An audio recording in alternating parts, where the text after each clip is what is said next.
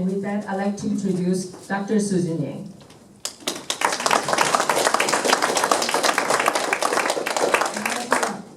Good morning. Good morning. Can you hear me well? I'm Susan Yang. I'm a professor of computational neuroscience and bioscience at Chapman University. By training, I am computational and experimental neuroscientist. What does that mean? So I've done a lot of neuroscience projects such as learning and memory function in the brain, epilepsy, 5-HT receptors with the medical marijuana. So if you guys have a little bit knowledge of neuroscience, I've done so much research in neuroscience. And the funny thing is, I asked Susan what you want me to talk about today, and she said she doesn't want me to talk about any of my research, unfortunately. So I guess that I will have another opportunity to talk about that later on. What I'm going to talk about today is some basics in brain, I would say brain structure and functions. And I would like to use some brain theories and models to talk about some fundamental aspects of the brain. Okay, so before I start my talk, I would like to have the video. Is video ready? The reason I wanted to show this video is that as we know, the brain is really a complex system. And the video we're going to see is a small part of a brain that has neurons and synapses. You guys are familiar with these terms? Neurons is the cells in the brain we call neurons. The synapses is a connection between neurons. Basically, this video is done by a friend of mine in MIT and shown at the Society for Neuroscience conference. And just get an idea how complex our brain system is. So that's the purpose of showing this video.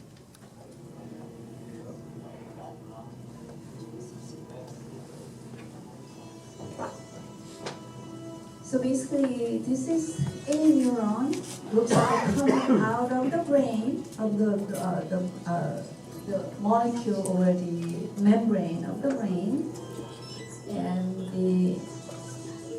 it has a central nervous system, which is a soma, dendrite, and type of structure.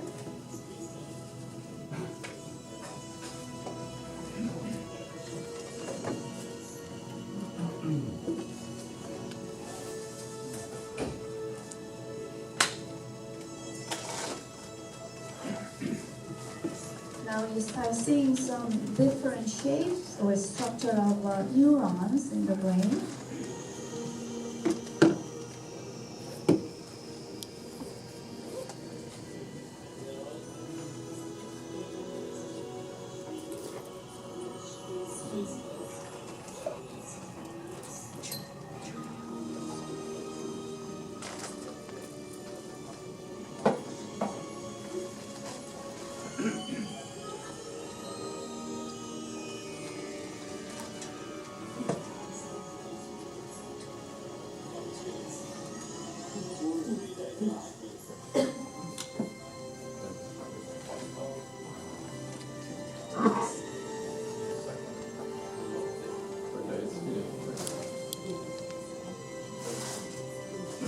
So as you watch this video, remember this is really a small part of the brain that has neurons and synapses, and we're talking about whole brain that has about 100 billion neurons.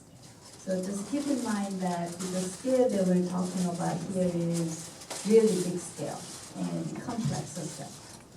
Okay, so the title of my talk, I don't have many slides because I would like to have some Q&A in the end with enough time. What is the brain?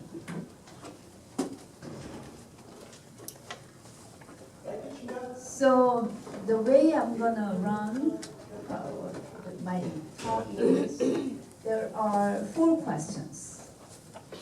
So I'm gonna start off by asking question, what is a brain? And I will have 3 brain theories. Neuroscientists have studied a lot of the things about the brain, obviously, and they come up with many theories. But since I'm going to be talking about some basics of the brain, I will have some fundamental theories of the brain. And one of the theories I'm going to introduce is probably some of you guys heard of it, trillion brain system. So I'm going to be talking about trillion brain system with models, and then I'm going to finish my talk by asking, what is the mind? So we have a really 2 heavy topics today. However, don't worry. We're not going to get into too much detail. Rather, we're going to talk about some basics and open up question and answer.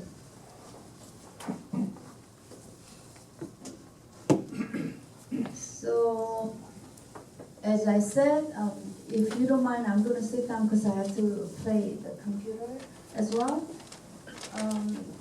Neuroscientists have studied and come up with some theories. The first theory that I'm going to be talking about is the brain dominant theory.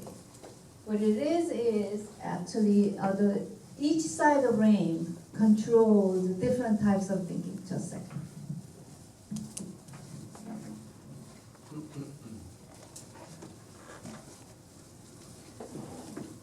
Like this. You guys see this? This is plastic brain. Obviously, it's different from our brain. So each side, the left and right, each side of a brain controls the different types of thinking. So we'll get into more details later. And another theory is called split brain theory. So basically, it's similar to the first one. However, it says that the left hemisphere, like this brain has a left and right hemispheres.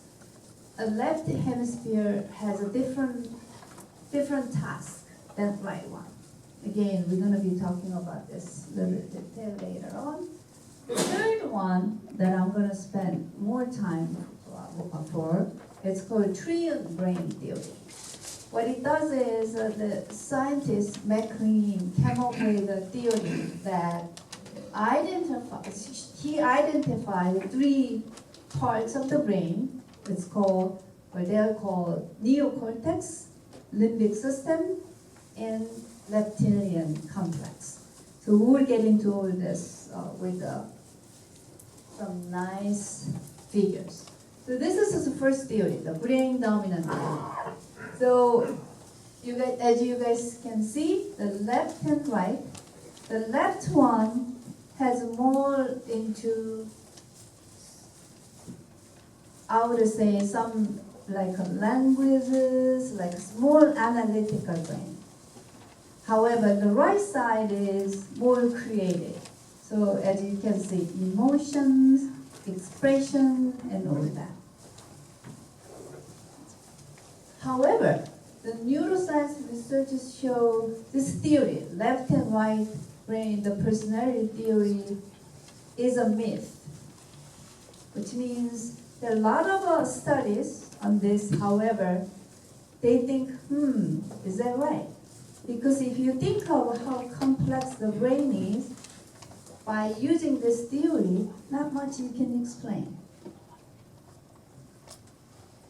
And also, in advanced neuroscientists or science said that the concept of this brain dominant theory is obsolete. So it gives us some questions. What are we going to do about this? The next theory is a split brain theory. Again, left and right. Okay? The left brain performs analytical, logical reasoning, and critical thinking. Again, it's a more intelligent brain, I would say. The right brain performs creativity, synthesizing, something that sort. So it's more like an artistic brain. All right. However, in 1981, the Sperry, he got the Nobel Prize in Physiology and Medicine, cut off the corpus callosum. You see the right-hand side? And he studied this left and right hemisphere and said that if the hemispheres were not connected, basically cut off by two parts, they functioned independently of one another. So that's what it is, the split brain theory. However, in 2017, another neuroscientist showed clear evidence for unity of consciousness in split brain patient. In other words, although the brain was divided perception, but not undivided consciousness. So many questions have arisen. So now, this is one of the science writer who said, no matter how lateralized the brain can get, the two sides can work together. Remember the video that we watched, how they were connected to each other? Very complex way, right? So the question is again, how do we explain brain by using the theory of left and right brain theory? Okay? And another scientist, Jeff Anderson, says it's absolutely true that some brain functions occur in one or the other side of the brain. The language tends to be on the left, remember? Attention more on the right. But people don't tend to have a strong left and right side brain network. So it seems to be determined more connection by connection. So raise your hand because you think, oh, I'm more into left side brain. In other words, you guys, you have a more analytical or mathematics, and raise your hand if you think you left hand, okay? How about somebody who has a more creative brain, right side brain? If you go online, seriously, you can test your brain, which side of brain you have a more developed. But again, according to this science or neuroscience, say actually they're connected. So next theory, I'm going to be talking about the trillion brain theory. So the brain has three parts. Again, instead of it comes up with the three parts. One is a reserved brain, like reptile brain, mammal brain, human brain. So what that means is the reptile brain is like autopilot. You have to think of fight or flight. Okay? And the next one is mammal brain. It's like a decision, small decision, emotions and memories and habits. Okay? And then the next one, we call human brain or neocortex, is more like why we're doing this or rationalize. So it's like a human brain, so to speak. This one is a trillion brain theory study. And it talks about the same three parts of brain, and they name differently. So it says survival brain, emotional brain, thinking brain. But if you look at all the functions of it, it's pretty much the same as what I showed in the previous slide. Right? So now, I'm going to show some brain models, trillion brain models, and this is a time to think for all of us. Whenever I teach a science class and I ask, what is a science, guys? I think the science is asking questions, right? In other words, you guys, we have to think when you do science. All right, so let us think together. If you see three parts of brain, again, this is a trillion brain model. You can see the reptile brain has a crisis. So we have to survive, right? The second brain is emotional brain. It's a why, that question. And then the human brain is thinking brain is what? Okay? So having all this together, now you see this big circle? The question arises how? That's probably more understanding of the brain, right? So now fun starts. This is a second triune brain model. Same thing. Reptilian brain, limbic system, and this one. So instead of having one part or the other, we start including small and all together. So this big circle, which we call neocortex or human brain, it's higher thinking skills. However, there's so many questions still remain. You guys still agree with me? And how about maybe some relationship between mind and brain? Maybe does it help? By asking this question, maybe it helps to understand brain better. Another fun brain model is called 3Q brain model. We all know IQ, right? That's, they said, the left brain. EQ, emotional brain, or emotional intelligence, EQ. Having this all together, or two parts together, they said SQ, spiritual intelligence, whatever that is. But that part of brain, or whole brain, contains left and right and side. Okay? And whenever we get together, neuroscientists or people said, how much do we know about the brain? Have you guys thought of it? So I'm going to use a quote by a good friend of ours. His name is Dan Siegel. You probably heard of his name. He's a psychiatrist in UCLA, very, very famous guy. And he said, we are just beginning to identify how systems in the brain work together in an integrated fashion to create a complex mental process. The mind, which can be defined as a process that regulates the flow of the energy and information, emerges from the activation of a neuronal circuit. This is by Dan Siegel. So mainly he taught us that we don't know much about the brain, and also you think about brain or study about the brain, we need to think about the mind, because that regulates, according to his opinion, regulates the flow of energy and information. So now, I'm going to summarize my talk. Again, we'll have more time in the end for Q&A. So the triune brain, or three brains,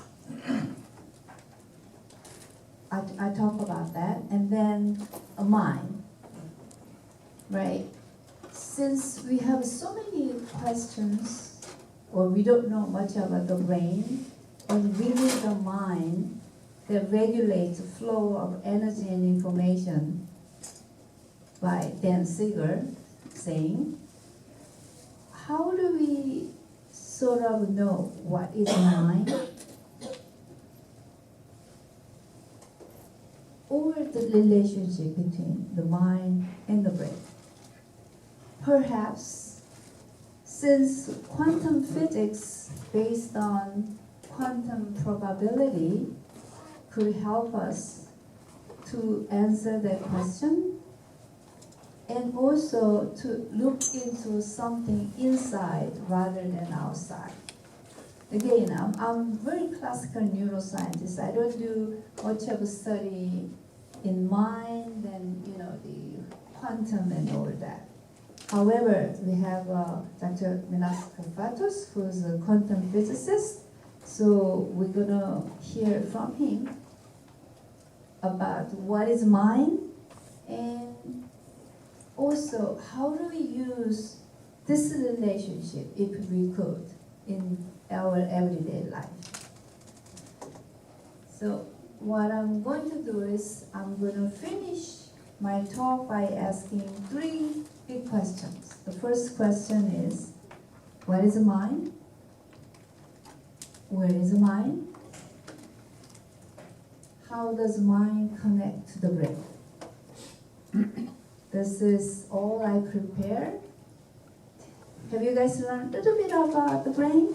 Of course. Thank you so much. Thank you. Now, welcome. Thank you.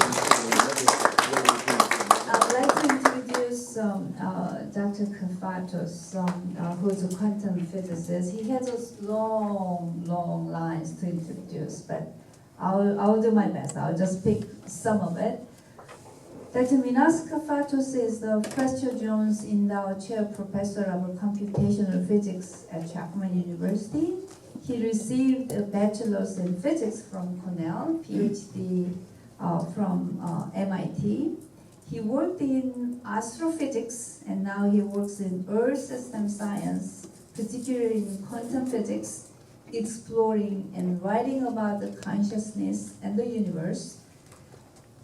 He has published about 330 papers, and he is author of editor of 20 books, including New York Times bestseller, You Are the Universe with Deepak Chopra, 1 book in Korean. Actually, this book has been sold out. And the 3 books in Greek. So here, please join me welcoming Professor Minaskapatos.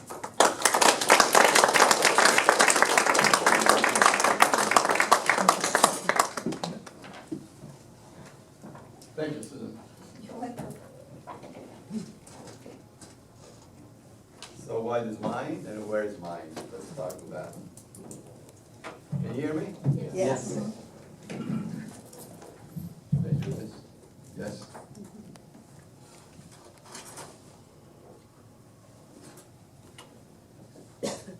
I'm always happy to be in the presence of Korean audience because I have a Korean wife, Korean friends.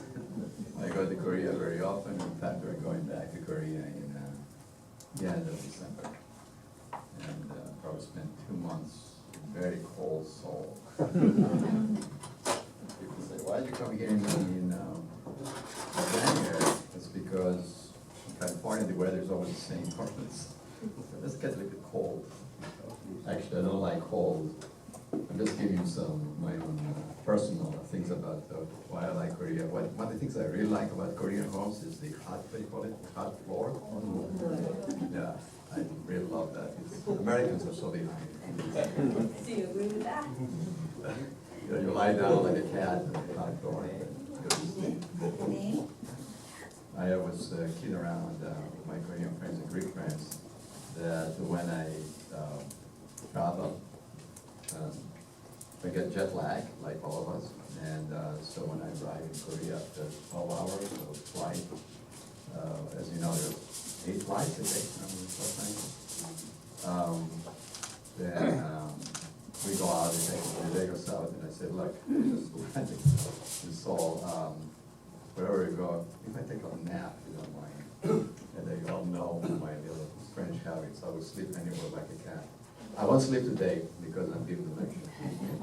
But if you want to sleep, it's okay. Close your eyes. It's fine with me. We spend 1/3 of our time sleeping, right?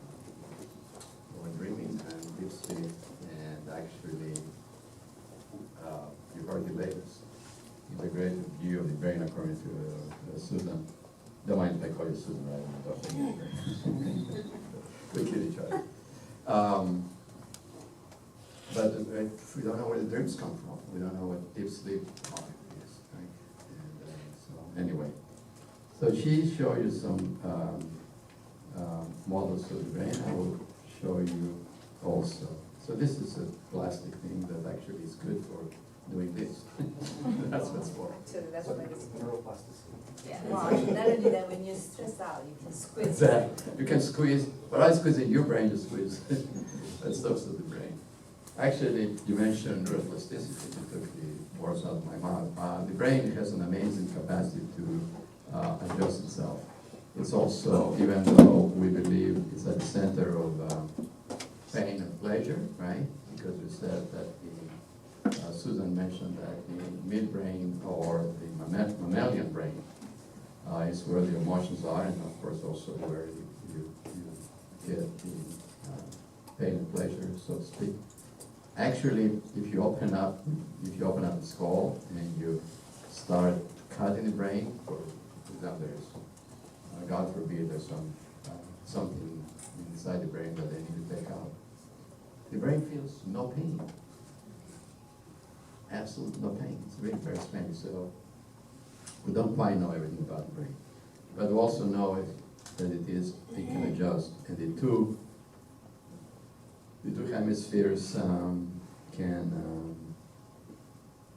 actually take up part of the work of the other hemisphere if there's damage in one of the two hemispheres. There has been actually, you can see everything now on the YouTube. There's so much information. We spend 1/3 of our time sleeping, so it's okay to fall asleep today here. Okay, but all kidding aside, as you listen to my voice, I want to ask you a question. Where does my voice come from? First question.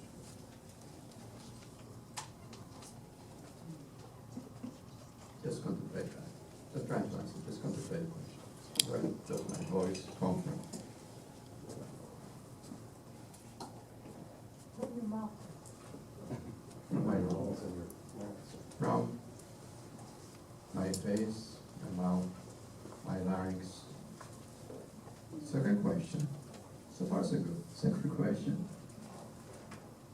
Where do you hear my voice? Where do you hear my voice? Ears. You say ears. So far, so good, right? Now, the third question. Who is doing the hearing?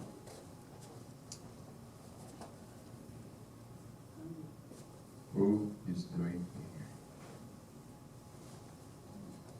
hearing? I. Ah, I. That's what we want to hear. I.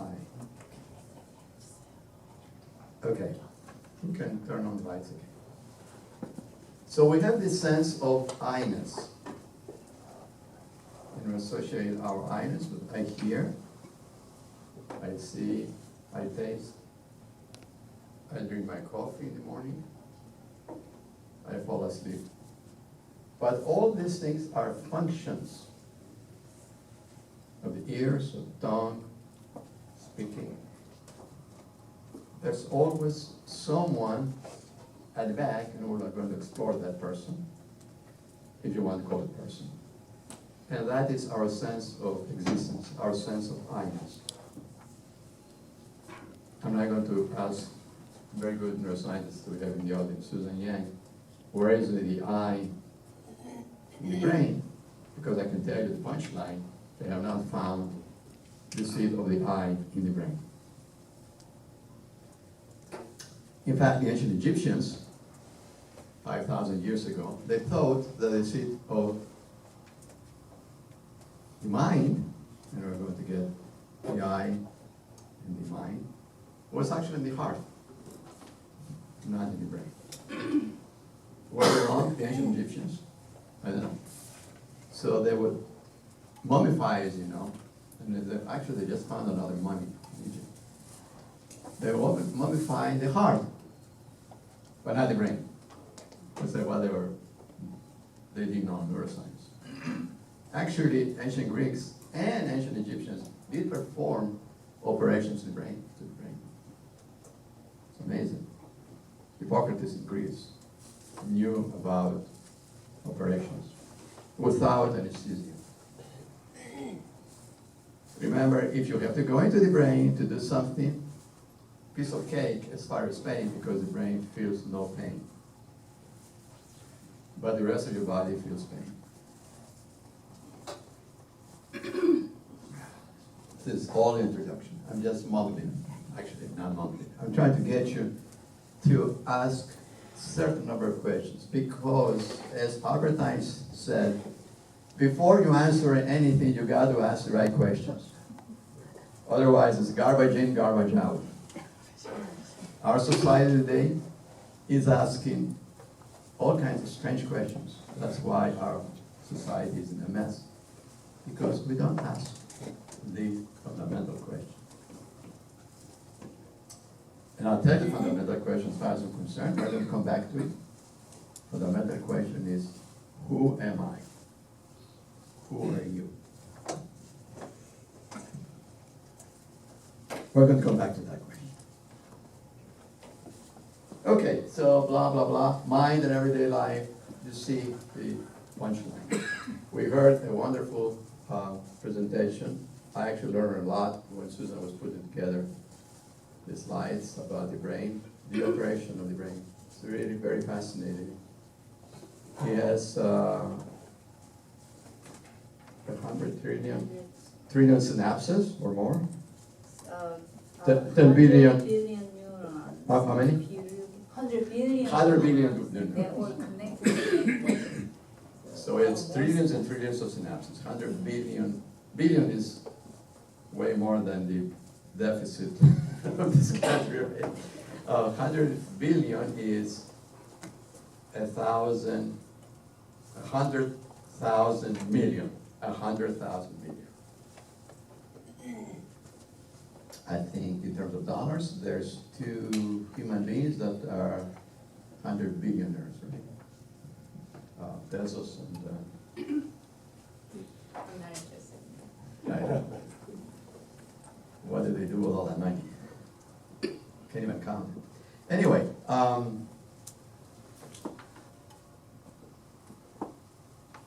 so 100 billion neurons with trillions of synapses, and you saw at the very beginning this simulation of the neurons, how they are connected. So, for the life of me, how does the mind come out of all this intricate, extremely intricate set of wires, if you want to call them wires?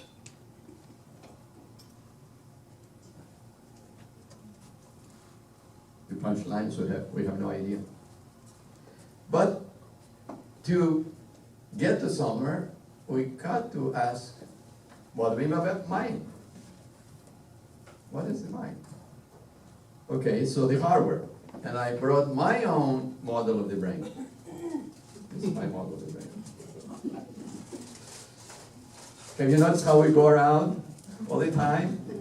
In Korea, in the subway, in the metro, they're all over. And I thought at the beginning it's just young people. But no, people my age, our age, no matter what you are, there are more cell phones in the world than there are beds in the world.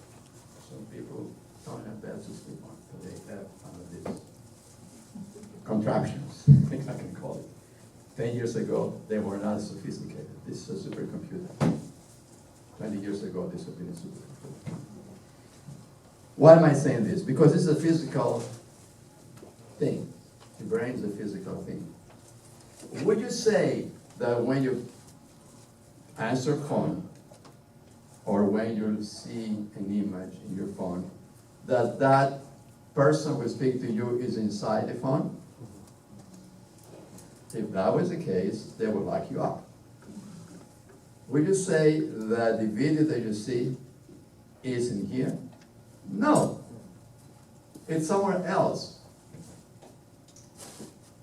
So my model of the brain is maybe something else is everywhere or somewhere. And the brain is needed to download the information or upload the information.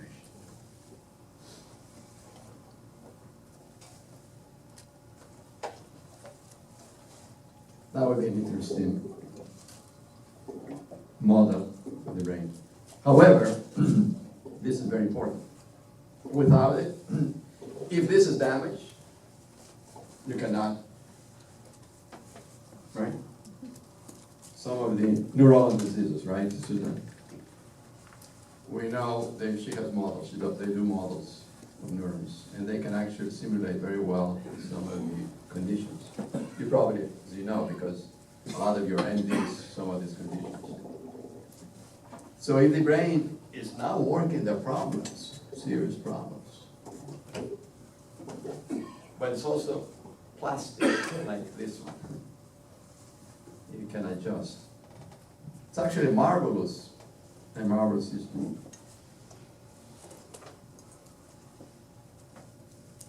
It is what makes us human beings. The neocortex makes us human beings. Actually, I have a number of biologist friends, and they say neurons are also in animals. Actually, neurons are in the heart. So it's not just the neurons per se, but it's the vast complexity of the brain that's associated with higher functions that we call the mind. And we saw a nice definition of the mind according to Dan Siegel. Actually, Dan Siegel says something else. He goes to conferences about not neuroscience, but psychology, psychiatry, psychology. Those conferences he goes. And they're not talking about the mind. So one time he's a very famous professor at UCLA. One time he said, "Hey guys, we're all here. Why don't we talk about the mind? That's supposed to, we're supposed to give advice to people about the mental. We're not talking about the mind. Nobody talks. It's a huge elephant in the room. Nobody wants to talk about it. Actually, the mind is not in the room. So here's a question for you. You can close your eyes again. And contemplate the question that I think Susan saw last. Where is my mind?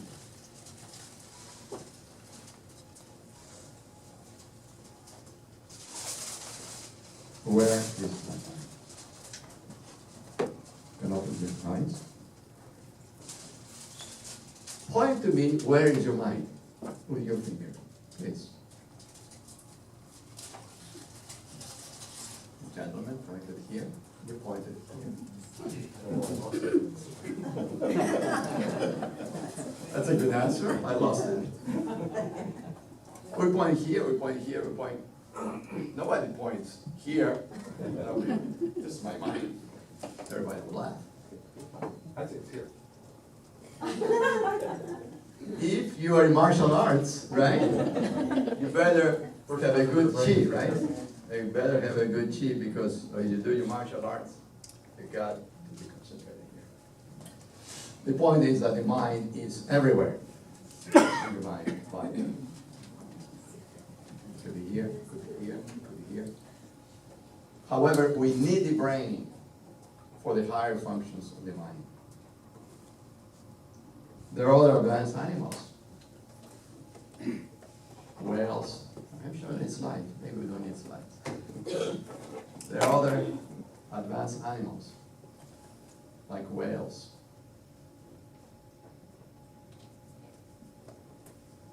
Octopus, very advanced. We keep eating them.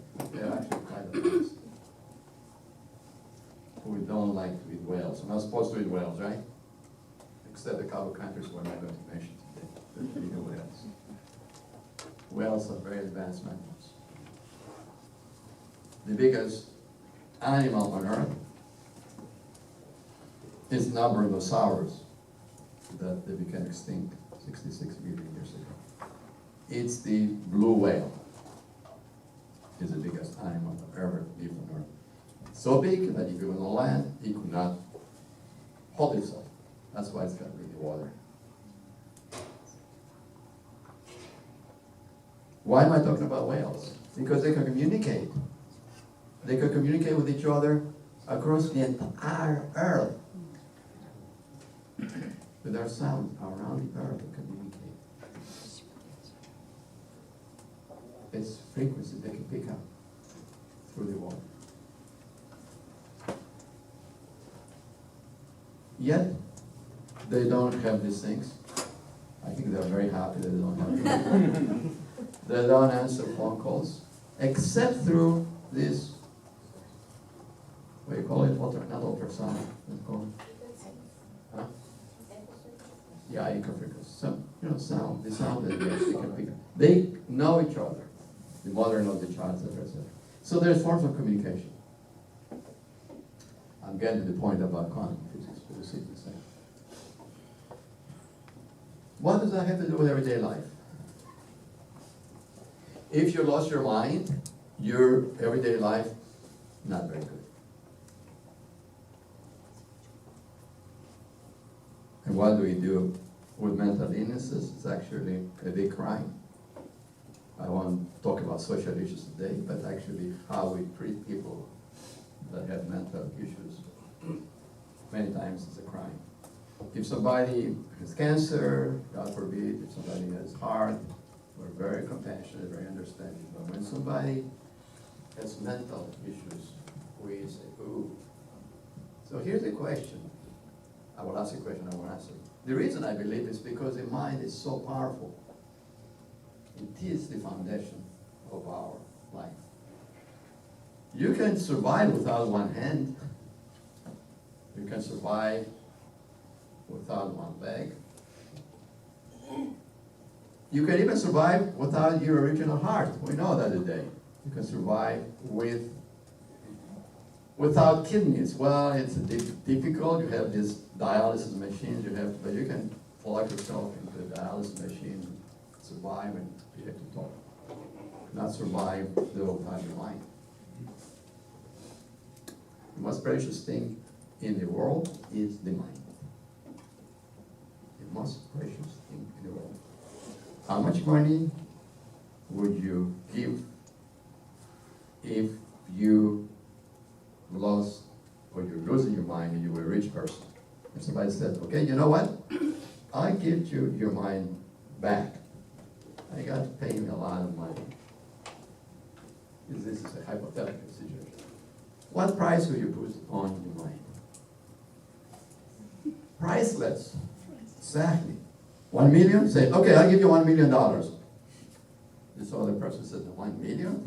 You are really undervalued your mind. How about 100 million? And you're a multi-billionaire. Says, okay, I'll give you 100 million. Says, no. Too cheap. I want all your money. And you have $10 billion you're worth. I bet you would give you $10 billion to get back your mind. Take it all. The mind is priceless. We don't pay attention to it because we pay attention to the physical aspects.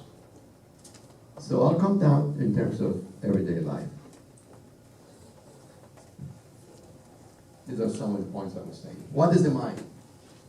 What is this sense of self I exist? We'll leave that last. But let's start with the mind. So, all of these things I was saying was really basic in this slide. Aha! Quantum laws. Now quantum physics enters the picture. Somebody may say, why are you talking about quantum physics? It's hard to start. I never took it in college. My God, this guy is talking about quantum physics. I don't understand.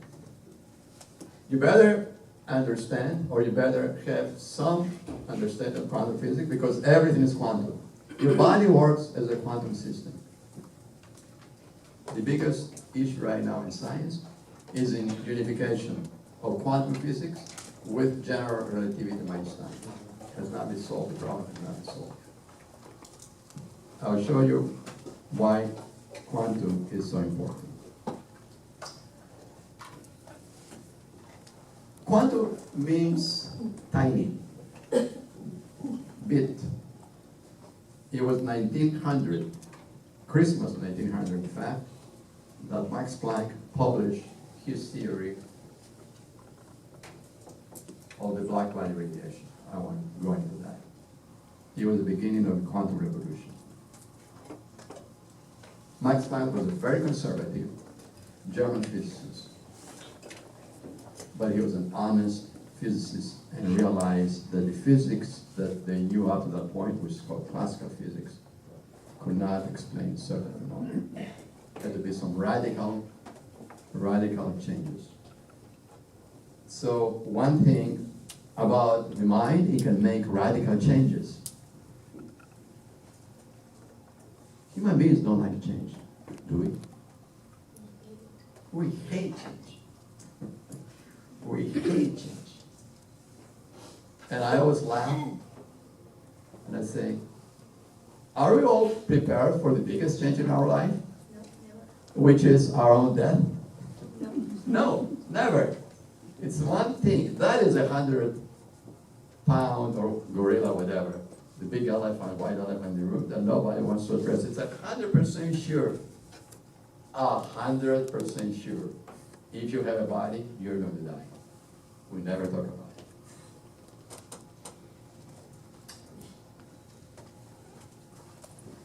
And what is the reason for that? Because we identify with the body. The mind identifies with the body. Actually, the good news is, maybe there's something way more than we believe exists. Maybe our mind is outside of space and time. It's actually what quantum physics is beginning to say. Outside of space and time, because we're used to space and time. So there are three laws. Here they are. And rather than say this is the model of the three laws, let's say this is the model of the three laws. Okay? First, complementarity. It's a mouthful. Or integrated polarity. Or left brain, right brain. They look different, they are together. Actually, sometimes I joke and I say the left brain, the right brain is like a very unhappy couple who cannot get divorced. They're stuck together in a cage. They got to live together. We all laugh, right? Because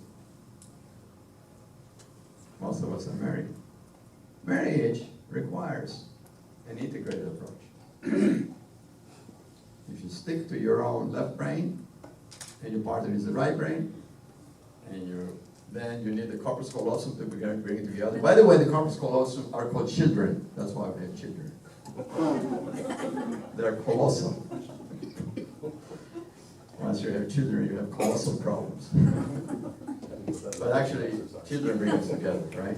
Children bring us together. Grandchildren bring us together even more. Because they're not yours, somebody else's problem, but you can play with them.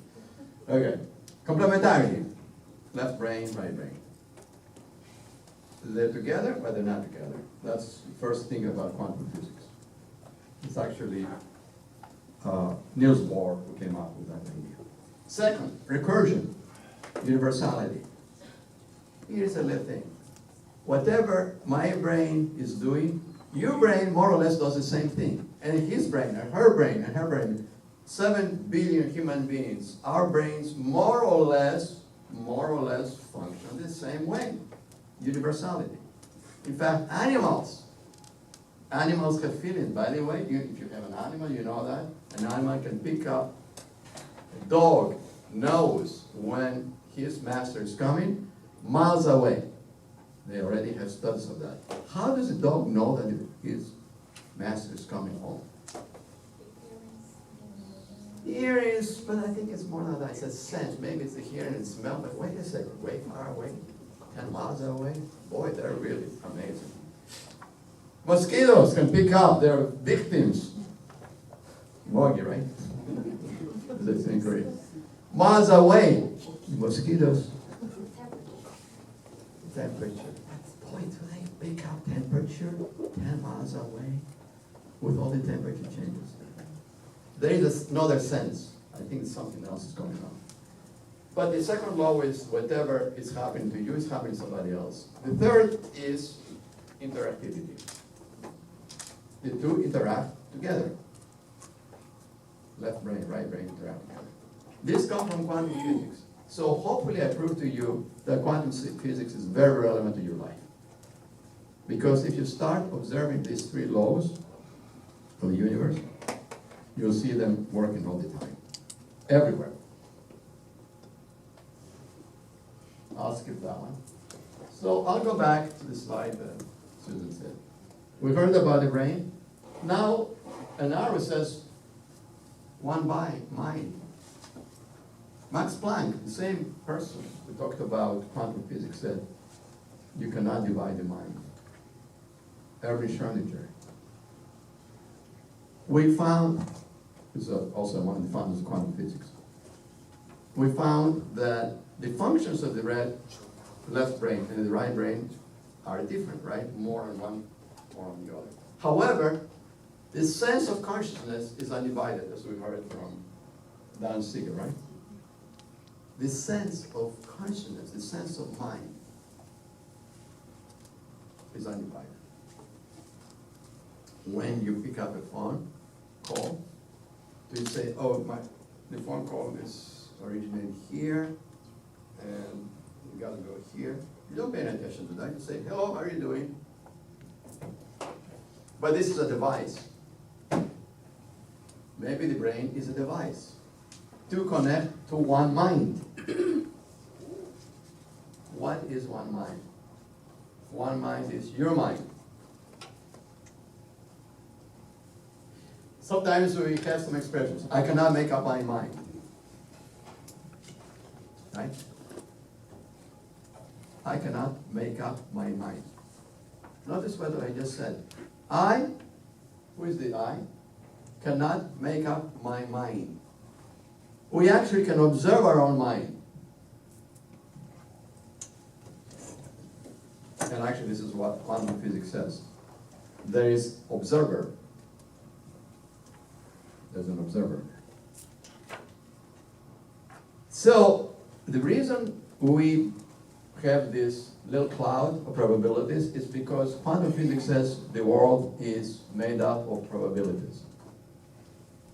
What kind of world will you live in if somebody by magic came in and told you, I will tell you every day from now on until the rest of your life what you'll be doing every day, who you'll be seeing, where you'll be traveling, the problems you're going to come up with. You say, oh, that's wonderful. No, it will be terrible. You are going to go crazy. It's the uncertainty that makes life so interesting. I don't know, maybe tomorrow I'm going to go out to the movies with my best friend. Or maybe not, I'm just going to go to karaoke. Or maybe, I don't know, maybe I'll have a meal, maybe Italian meal, or maybe, well, that's time to have a good Korean barbecue. It's these decisions that are probabilistic that make life interesting and give us the impression of a free will. I say impression because we do have free will, but not 100%. I have a will to fly. Well, I have a physical body. If I want to fly, I better get on a plane. I can't just flop like this and fly. Except in dreams, right? Sometimes in dreams you fly. So, but certainly certain things we do have free will. Actually, the biggest free will we have is how we feel. You want to bring up the past all the time?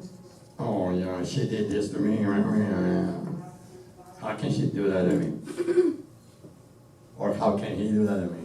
Oh, that guy, I finally divorced him. Okay, divorce the guy.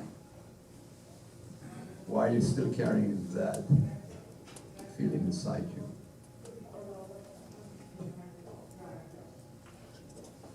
So we do have free will, but we are bound by our bodies and our minds. The same way that we have a little bit of free will to answer the phone or not answer the phone. I keep telling Susan one of these days, I get so tired of it, I will grab this and throw it in the Pacific Ocean, probably pollute Pacific Ocean. One reason I like going to Korea is because for 12 hours, this thing is off, and I can read a book, and watch movies, and drink a glass of wine, have a nice Korean meal. We have become slaves of these things. But we have these quantum cloud probabilities. The world is quantum. The question is, what is inside? Is there an I there? It's a little of a joke here, because it's an I, but it's also the I. With an I. What is inside? What is inside is what is outside. Let's just say, on the left side, this is not left brain, right brain. On the left side is the universal laws. On the right side is the most fundamental powers of your existence. Intent. If you want to drive a car, you have to have the desire to drive a car. Second, you need to know how to drive the car.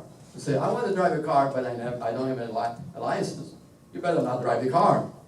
If you get stopped by highway police and say, sir, may I see your license? And say, I don't have a license, I never. You need to know how to drive a car. And then you got to get in the car to drive. These days, cars drive themselves. On the right side is the powers of our existence. On the left side is the laws of the universe. There's a map in between the two.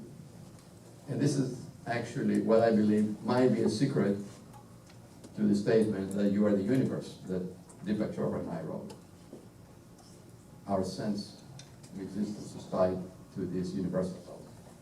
So here are the 8 steps, and then we can stop at this point. I'll read them to you, and maybe we'll take 1 or 2 of them. First one, expect the unexpected. This is actually a quantum law, because in quantum theory, you don't know what's going to happen. So this is actually quantum law. We think, and I'll go fast forward to the, it's the same thing, right? We think, in most of our life, you see number 1, expect and unexpected. In most of our life, our plans don't go as planned.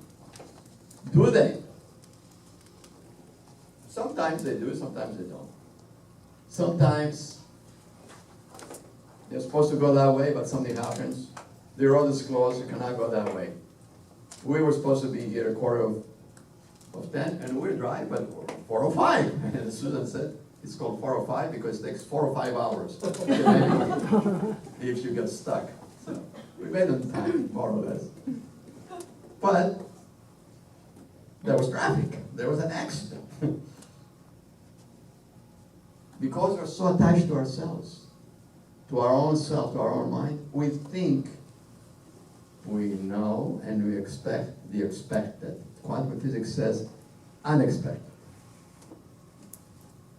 Expect the expected.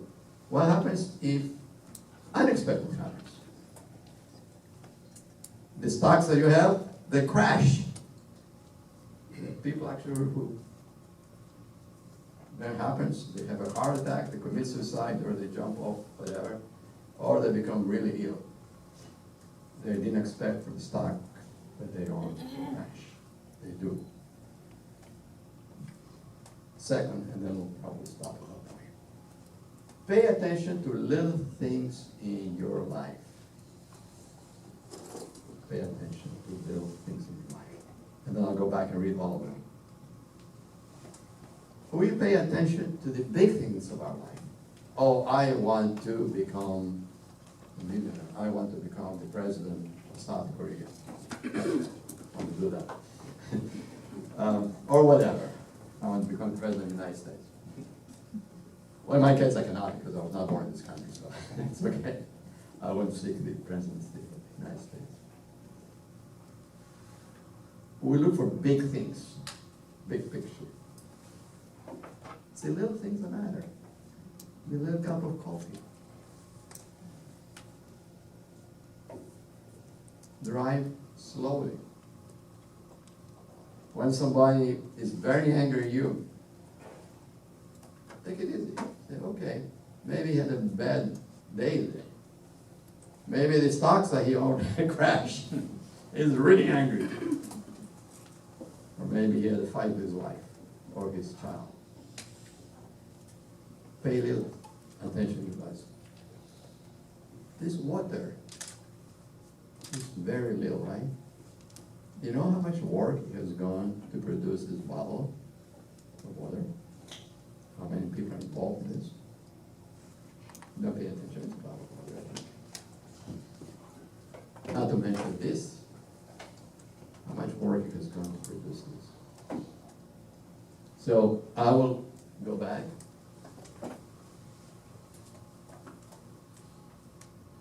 And I'll read you those, and at this point we'll stop. We'll have a little concentration. You can close your eyes, because I'd like you to take the message of these 8 steps. And then maybe you can talk a couple of them. Expect the unexpected.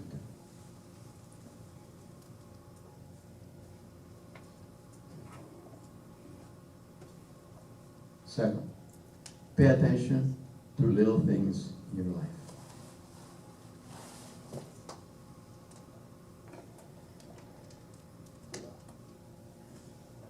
You only see results afterwards, after specific things have happened, not before. The mind says, I want to know now. Hold on. You will know later on. Therefore, tell your mind and your ego to wait. Wait. Number 5, one step at a time. Even a cheetah, or the fastest running animal, to take it slow motion moves, it's one step at a time. It jumps. It's not flying, it's going very fast. Even a bird that flies, it's one flop at a time, one step at a time. Then, if you start following these 5 simple rules, you will notice that things begin to happen faster and faster. Move faster and faster. Why is that? Because you can do more and more things by paying attention to time. Number 7, it's not the worst, by the way. Number 7 is not the worst. Remember your own death, which means remember your own life. Remember how you were when you were very young. And what are you now? You still have this sense of I-ness, I exist. The worst thing is, number 8, things that happen in our life which give us hard time are the ones that really advance us. If you had to take that exam, hard exam to study, you passed it, you got the degree. And finally, number 9. That's the icing on the cake. Just be. The 8 steps are really to get us to the 9th step, and just exist as we are. So finish with the 9th step. You can turn off the lights. I'm going to sit down myself. Close the eyes, turn off the lights. And we just do a little bit of concentration.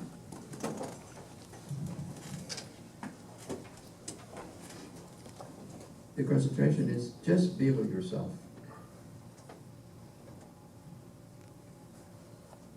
Just be with yourself. And to give us some support, because the mind keeps asking questions. I would like you to pay attention to your breath. Just pay attention. You don't need to breathe fast or slowly. Just pay attention to your breath. And keep being there.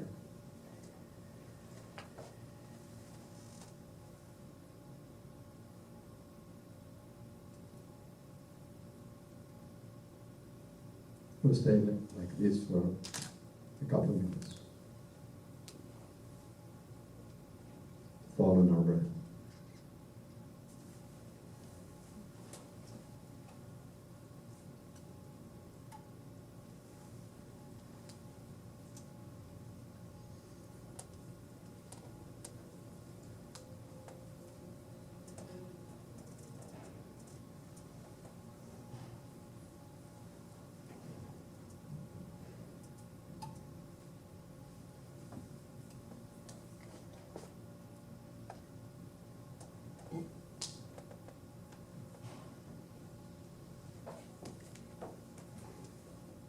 And before we open our eyes, we'll see if we have our eyes closed, if you like. Just notice what happens to your mind with your breath.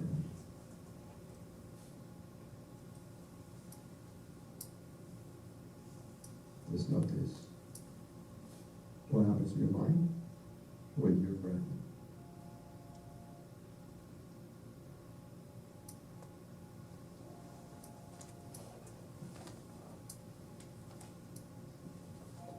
Okay, you can turn off the lights. And I will finish with 3 questions, which I will not give an answer.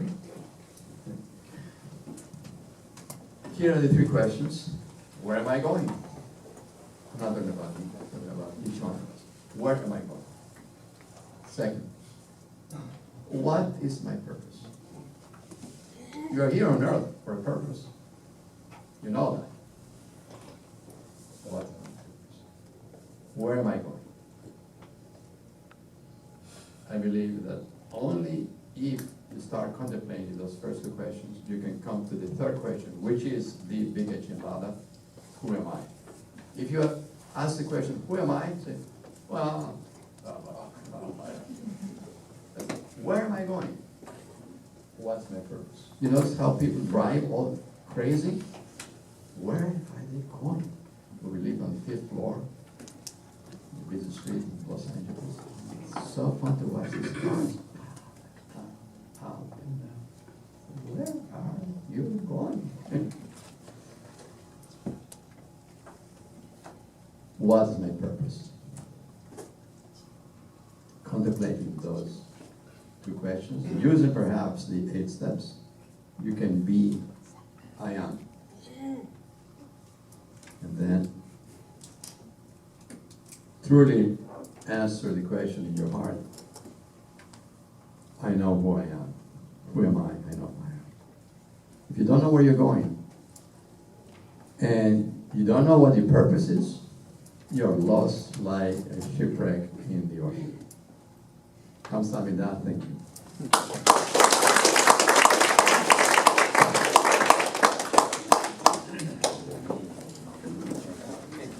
Took a little bit longer.